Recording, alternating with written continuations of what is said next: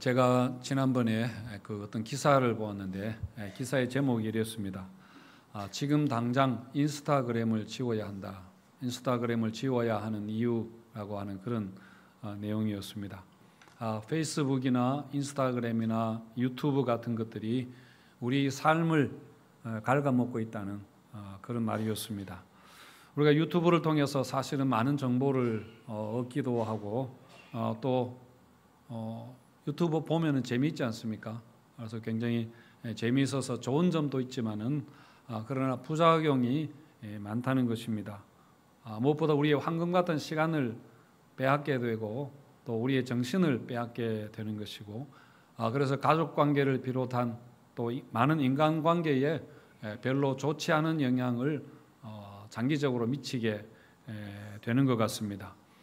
그리고 또 좋은 정보만 주는 것이 아니라 몰라도 되는 것들을 우리가 너무 많이 알게 되고 또 어떨 때는 쓰레기 같은 전혀 쓸모없는 그런 것들을 우리 안에 막 집어넣고 그렇게 하기도 합니다.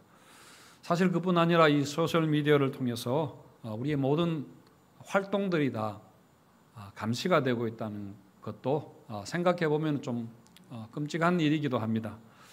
우리의 생각과 감정이 계속해서 추적을 당하고 있고 모든 것이 다 남게 되는 거죠. 거기에 다 남게 되고 그래서 통제당하고 또 어떤 면에서 우리가 지금 조작당하고 있는 우리의 생각이 그런 미디어를 통해서 형성되어 가고 있는 그런 면도 있습니다.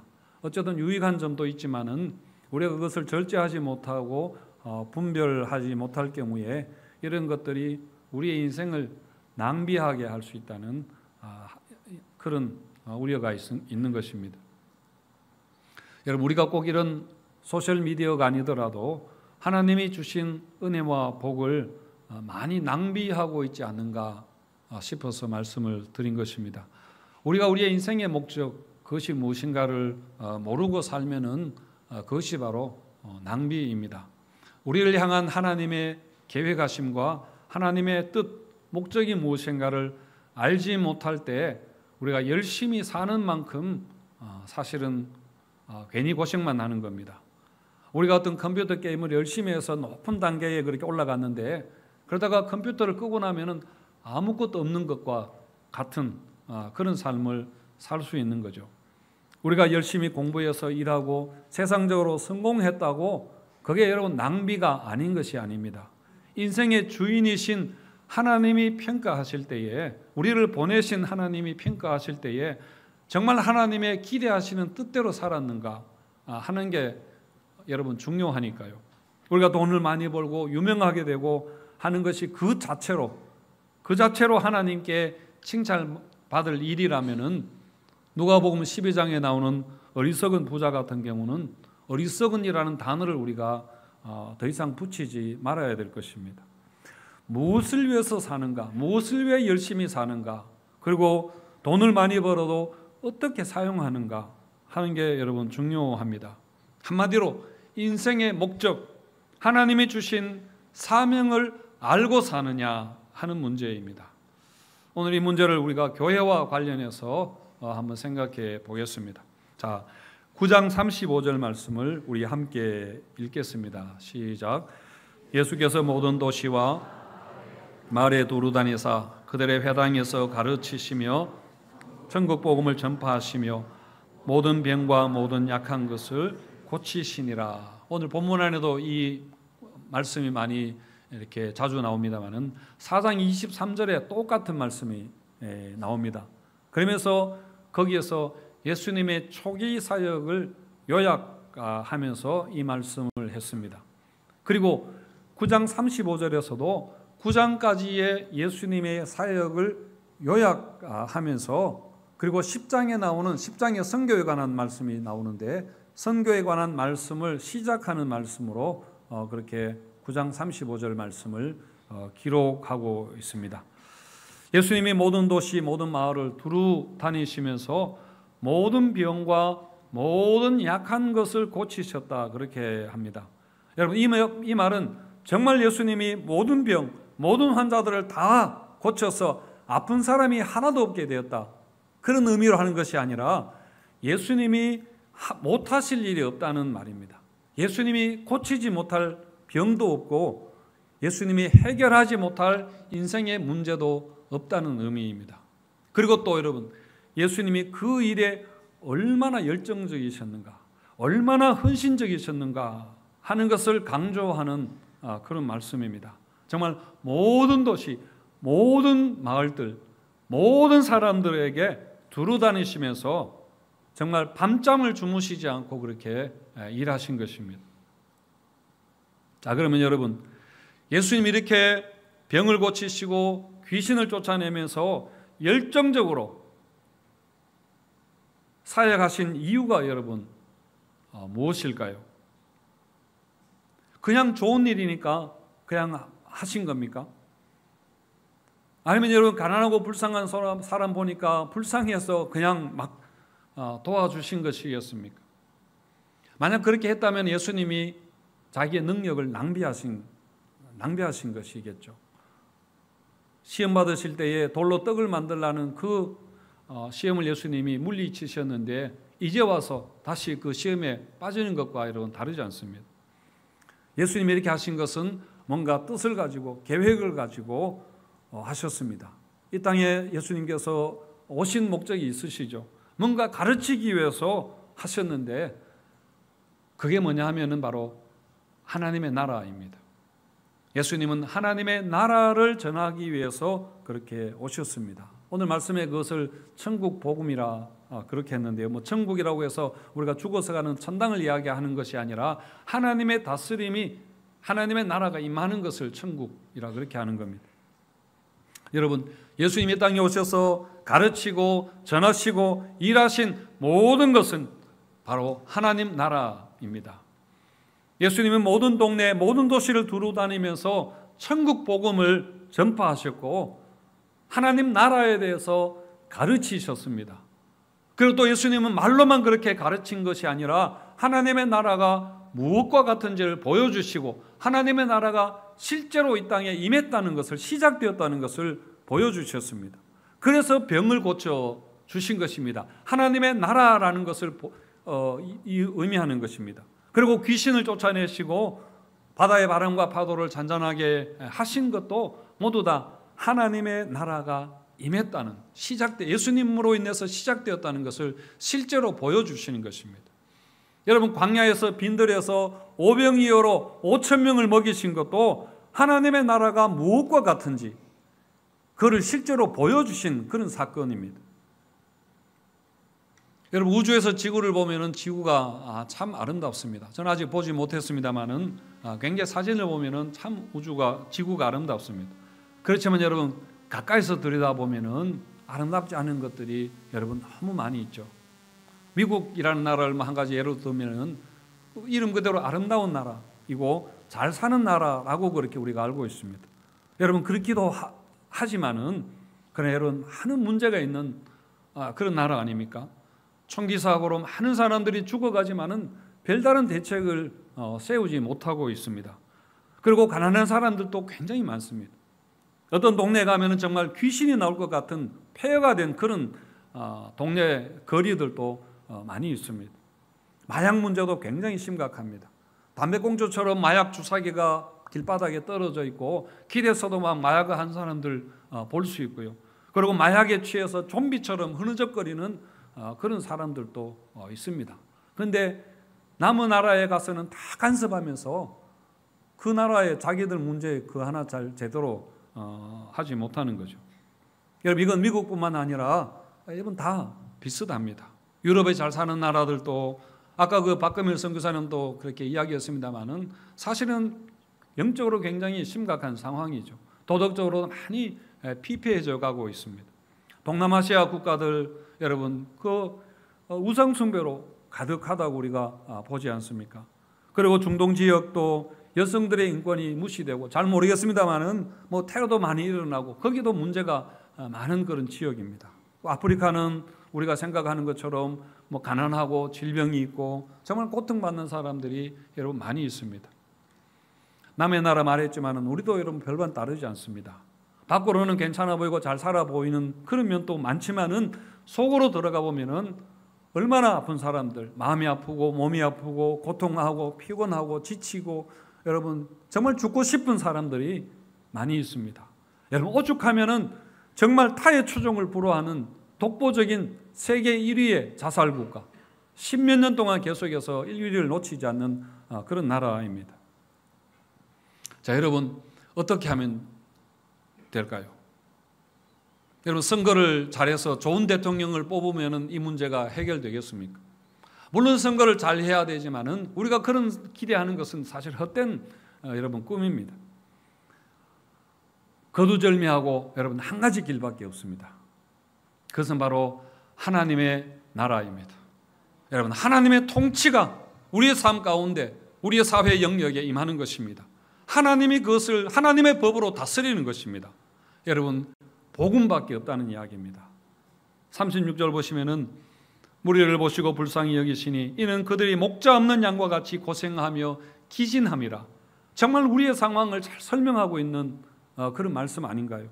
지금도 여러분 질병으로 고통당하고 마약과 술에 취해 있고 여러분 쾌락에 빠져 있는 나라이고 자살하고 테러하고 전쟁하고 여러분 이런 세상이 마찬가지로 여러분 목자 없는 양과 같은 그런 세상입니다. 그런 상황이죠. 그래서 여러분 대안은 한 가지밖에 없습니다. 이 세상을 치유하는 구원하는 길은 여러분 한 가지밖에 없습니다. 하나님이 목자가 되셔서 하나님이 왕이 되어서 다스리시는 겁니다. 바로 하나님의 나라입니다. 그래서 예수님께서 오셨습니다. 그래서 회개하라 하시면서 하나님 나라로 들어오라고 그렇게 초청하신 것입니다. 그게 여러분 바로 복음입니다. 그런데 10장에 와서 예수님 사에게 한 가지 큰 변화가 일어나게 됩니다. 바로 제자들을 세우신 겁니다. 여러분 10장 1절에 보시면은 예수께서 그 12제자를 부르사 더러운 귀신을 쫓아내며 모든 병과 모든 약한 것을 고치는 권능을 제자들에게 주셨다. 그렇게 하고는 2절에서 4절까지 12제자 이름이 그렇게 나옵니다. 그렇게 12제자 이름이 나오고 10장 5절에서 예수께서 이 12를 내보내시면서 명하여 이르시되, 그렇게 하시면서 그 다음에 뭐라고 하는가 하면은 가라 그렇게 하십니다. 세상을 향해서 가라. 즉 예수님은 제자들을 부르시고 그리고 제자들에게 그냥 보내신 것이 아니라 권능을 주시고 무장시켜서 보내시면서 가라 그렇게 하시면서 제자들을 보내셨습니다. 세상으로 보내셨습니다. 지금까지는 예수님이 혼자서 그 하나님 나라의 사역을 하셨습니다. 그러나 이제부터는 예수님이 제자들을 부르시고 세우셔서 제자들과 함께 이 일을 하시려는 것입니다. 그리고 또 예수님이 떠나가신 후에 제자들이 예수님의 사역을 계속해서 하도록 그렇게 하시는 것입니다. 여러분 이게 제자를 부르신 예수님의 이유이고 여러분 이게 목적입니다. 자 여러분 제자는 누구입니까? 이 제자는 여러분 누구인가요? 오늘날 여러분 우리들 아닙니까? 여러분 교회 아닙니까? 그래서 이것은 바로 교회에게 하시는 그런 말씀이고 교회에게 주시는 그런 명령입니다. 어제 3040 부서가 우리 야외 모임 가서 그 교회 만들기라는 프로그램을 그렇게 했다고 그렇게 하는데요. 그 최은영 장로님과 또 이은미 집사님이 사진을 찍어서 보낸 것을 제가 보았습니다. 그러니까 이런 교회가 되면 좋겠다 하는 3040 우리 성도들의 그 바람을 담아서 교회 이름을 아마 짓는 놀이를 한 것 같습니다. 보니까 참 젊은 사람들답게 굉장히 좋은 이름이 많이 있었습니다. 우리 젊은 사람들에게 시간을 더 많이 주고 이름을 공모하면은 정말 멋진 이름이 나오겠다 그런 생각도 했는데요. 보면은 별빛교회 참 좋은 이름이다 싶었습니다. 어둠 속에서 이 험한 세상에서 별빛처럼 빛나는 교회 그런 의미인 것 같고 또 주렁주렁 교회도 있었습니다. 성령의 열매가 사랑이 주렁주렁 달리는 그런 교회 그리고 마음교회 하나님의 마음을 느끼는 교회 그리고 이음교회 세상과 우리가 서로 이어주고 뭐 이런 그런 교회 그런 이름도 있었고 또 아함교회는 아이들과 함께하는 교회 아브라함의 믿음을 가진 교회 이런 의미로 아함교회 그것도 뭐 괜찮다는 생각을 했습니다. 그리고 또 그다음에 재미있는 게 BBC 선정 월드 베스트 익사이팅 처치 하고 그렇게 했던데, 월드 베스트 익사이팅 처치 아마 그 아이가 지은 것 같은데, 내용이 뭔가 하면은 세계 최고의 놀이동산과 워터파크를 갖춘 그런 교회여서 세상 모든 아이들이 다 오고 싶어하는 교회, 그런 교회, 참 재미있는 그런 이름이었습니다.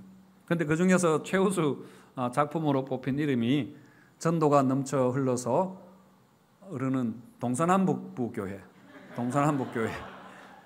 그러니까 내용이 뭐냐면 우리 교회가 계속 부흥해서 건축하고 나서 또 동쪽에 건축도 하고 남쪽에도 건축하고 북쪽에도 건축하고, 그래서 많은 교회를 세우는 그런 교회라는 그런 의미인데 참 좋다는 그런 생각이 들었습니다. 자, 여러분, 우리에게도 이런 좋은 교회를 다니고 싶은 열망이 있으시죠? 좋은 교회가 되기를 바라는 마음이 있지 않습니까? 그런데 여러분, 주님도 마찬가지입니다. 주님도 교회를 자기의 피값으로 세우시면서 이런 좋은 교회를 기대하십니다. 여러분, 주님이 기대하시는 교회가 무엇이겠습니까? 10장 5절에서 8절에 보면은 예수께서 12를 내보내시며 명하여 이르시되 가라, 가면서 전파하여 말하되 천국이 가까이 왔다 하고 병든 자를 고치며 죽은 자를 살리며 나병 환자를 깨끗하게 하며 귀신을 쫓아내되 너희가 거저 받았으니 거저 주라, 그렇게 하셨습니다. 가서 천국 복음을 전하고 그래서 이 땅을 온전하게 회복하는 일을 하라는 그런 말씀입니다. 여러분, 이게 바로 주님께서 제자들을 보내시면서 교회를 세상 속으로 보내시면서 교회에 기대하시는 것입니다. 누가복음 10장 4절에 보면 또 비슷한 말씀이 나오는데요, 거기에서는 갈지어다 그렇게 하고는 전대나 배낭이나 신발을 가지지 말며 길에서 아무에게도 문안하지 말라, 그렇게 했습니다. 이게 무슨 의미인가 하면은 이 일이 얼마나 긴박하고 급한 일인가를 말씀하는 것입니다. 아무것도 가지지 말고 길에서 사람을 만나더라도 인사하지 말라 할 정도로 지금 이 세상이 너무나 고통받고 있기 때문에 머뭇거릴 시간이 없다는 그런 이야기입니다. 정말 노닥거릴 시간이 없다는 이야기입니다. 한 사람이라도 더 구해야 되고 이 세상이 지금 죽어가는 것을 건져내야 된다는 그런 말씀이죠. 여러분, 이게 바로 교회에게 주님이 명령하신 것입니다. 그리고 우리에게 주신 여러분 사명입니다. 그래서 우리가 이 사명을 따라서 여러분 살아야 됩니다. 주님이 우리를 보내시면서 명령하신, 우리에게 많은 복을 주시면서 부탁하시는 그 뜻대로 사는 것이 여러분 우리 인생을 낭비하지 않는 그런 최선의 길인 것입니다. 여러분, 건축할 때 중요한 것이 건축법과 규정을 지키는 일 아닙니까? 건축법이 굉장히 까다로워서 비용도 많이 들어가고 허가받는데 시간도 사실은 많이 걸리고요. 그렇지만은 법과 규정을 여러분 다 지켜야 됩니다. 건물 안에는 사람이 살기 때문입니다. 만약에 부실공사가 되면은 엄청난 사고가 일어나는 것이죠. 그리고 또 여러분 마찬가지 의미로 공사할 때 설계자의 설계 도면대로 그대로 공사를 해야 되지 않습니까? 결코 임의로 하나라도 바꿀 수 없도록 그렇게 되어 있는 줄로 압니다. 여러분, 교회도 마찬가지입니다. 교회도 우리가 어떤 수고를 하고 시간이 걸리더라도 하나님이 정하신 규칙을 따라서 우리가 그 길을 걸어가야 됩니다. 그리고 하나님이 설계하신 하나님의 설계 도면대로 여러분 해야 합니다. 그래야 여러분 교회다운 교회가 되는 줄을 믿으시기 바랍니다. 그렇지 않으면 교회가 하나님 앞에서 불법 건물이 될 수 있습니다. 그리고 여러분, 부실교회 내지는 정말 없는 것만 못한 교회, 교회가 이 땅에 수없이 있어도 교회 때문에 이 사회가 아무것도 달라지는 것이 없는, 조금도 그리스도의 빛을 발하지 못하는 그런 일이 여러분 있을 수 있다는 것입니다. 어떤 선교사님은 선교에 대해서 강의하면서 늘 이런 말을 하던데요, 사람이면 다 사람이가 사람다워야 사람이지 하는 말을 하면서 교회라고 다 교회인가, 교회다워야 교회지, 이렇게 했습니다. 여러분, 교회가 교회다워야 교회가 된다는 이야기입니다. 여러분, 교회다운 교회가 무엇이겠습니까? 사람들이 많이 모인다고 그 자체로 여러분 교회다운 교회이겠습니까? 좋은 프로그램이 많다고 여러분 그 자체로 좋은 교회이겠습니까? 복지사역을 많이 한다고 그 때문에 하나님이 기뻐하시고 그렇게 하시겠습니까? 여러분, 주님이 세우신 뜻대로 행하는 그 교회가 여러분 좋은 교회입니다. 여러분, 건강한 교회입니다. 교회를 세우신 주님의 뜻, 그것을 한마디로 말하면은 여러분 선교라고 그렇게 부를 수 있습니다. 주님이 하나님 나라의 복음을 맡기신 것을 교회가 수행하는 것, 그것을 선교라고 그렇게 이름을 부를 수가 있습니다. 여러분, 선교라는 말이 영어로 미션이라는 것인데 또 미션은 사명이라는 말 아닙니까? 그래서 여러분, 선교가 사명이고 우리의 사명이 선교인 것입니다. 여러분, 교회는 선교사입니다. 이 땅에 하나님이 보내신 여러분 선교사로 보냈습니다. 우리도 마찬가지로 우리 삶의 자리에 하나님이 우리를 선교사로 그렇게 보내신 겁니다. 이거 우리의 가장 중요한 신앙의 정체성인 것이죠. 자, 그런 의미에서 여러분, 우리가 선교하는 교회가 되자, 선교하는 교회가 되자라고 말하면은 엄밀하게 여러분 틀린 말입니다. 선교하는 교회가 되자고 하는데 왜 틀린 말인가 하면은 여러분, 선교하는 교회가 아니라 교회 자체가 여러분, 교회 자체가 선교입니다. 선교가 하나의 프로그램이나 사역의 일부분이 되는 것으로는 여러분 사실은 부족한 것이죠. 그런 차원에서 또 교회에서 가장 중요한 사역은 선교이다. 교회에서 가장 중요한 사역은 선교이다 라고 말해도 여러분 틀린 말입니다. 뭐 다 틀렸다는 이야기가 아니라 여러분, 가장 중요하다는 수식어조차 필요 없습니다. 선교는 교회의 여러 가지 사역 중에 하나가 아니라 교회의 모든 것이 여러분 선교이기 때문에, 교회 존재 자체가 선교이기 때문에 여러분 그렇습니다. 여러분, 이처럼 선교가 중요하다는 이야기를 하는 겁니다. 우리가 누구인가를 분명하게 알아야 우리가 어떻게 살아갈 것인가 하는 게 여러분 결정되지 않습니까? 자, 여러분, 주님이 이 땅에 하나님의 나라가 임하도록, 이 죄로 인해서 고통받는 세상을 구원하도록 하나님이 교회를 세상으로 보내셨습니다. 우리 성도 한 사람 한 사람 잘 먹고 잘 살라고 그렇게 구원하시고 복을 주신 것이 아니라 이 세상을 구원하는 우리의 사명을 감당하도록 주님이 보내셨습니다. 이 주님의 궁극적인 그 뜻을 우리가 알고 여러분 그 뜻을 우리 삶의 비전으로 삼고 그렇게 여러분 살아가야 됩니다. 이것이 우리 인생의 여러분 목적이 되어야 되는 것입니다.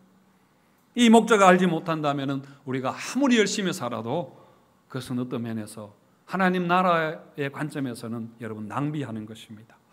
여러분, 주님의 법칙을 따라 살아야 됩니다. 주님이 설계하신 방식대로, 설교 도면대로, 목적대로 그렇게 여러분 살아야 됩니다. 그게 여러분 믿음의 삶이고 우리가 승리하는 삶이라는 것을 여러분 믿으시고 이 사명을 항상 기억하며 살아가는, 그래서 낭비하지 않는 우리의 수고가 되기를 주님의 이름으로 축원드립니다.